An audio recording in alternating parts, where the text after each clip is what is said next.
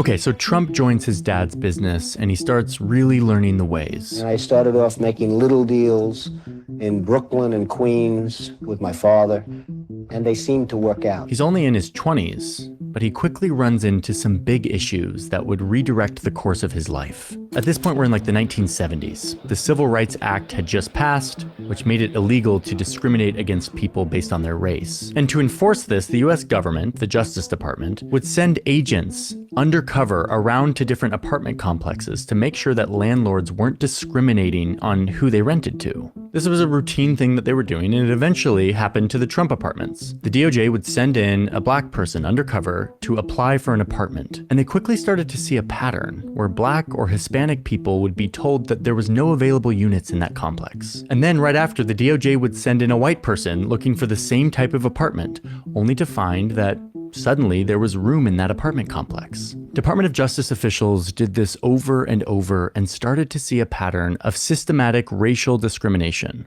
And on one day in 1973, Trump and his dad are hit with this lawsuit. The United States of America v. Fred Trump, Donald Trump, and Trump Management, Inc.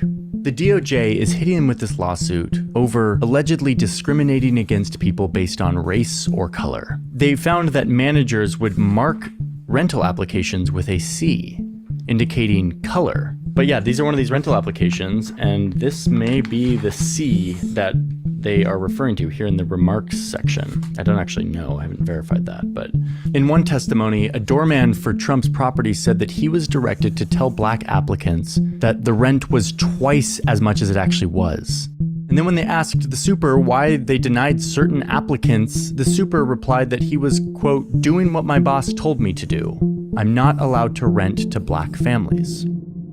The DOJ found that this was widespread, happening all over in Trump's at least 14,000 units. This lawsuit was a pretty huge deal.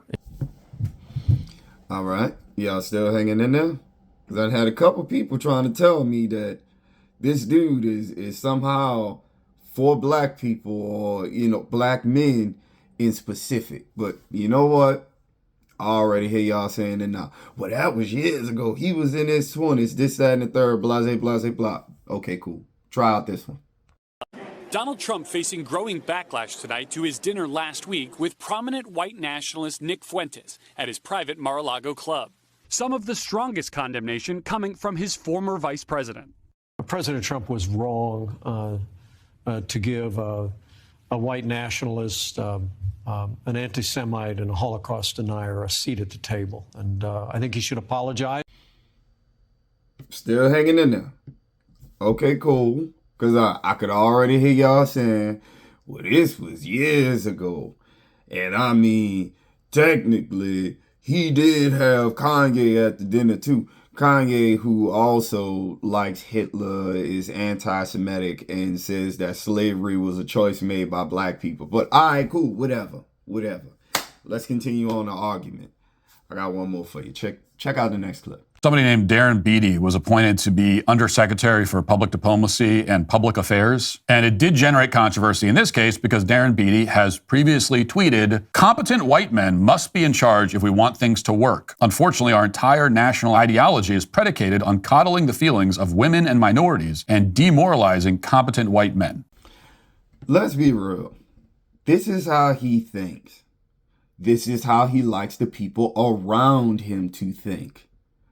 This is now years later in his current administration that just started January the 20th. We're not even to February the 20th as of me making this video.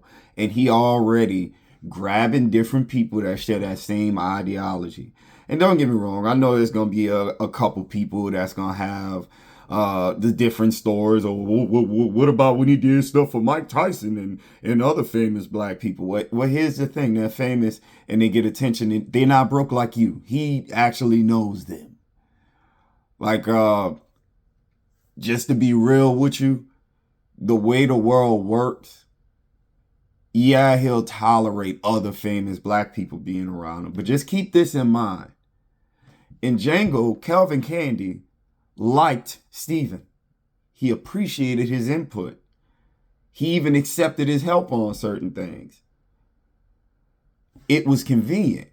But what Calvin Candy didn't do is respect Stephen as a human being. He looked at him as a tool.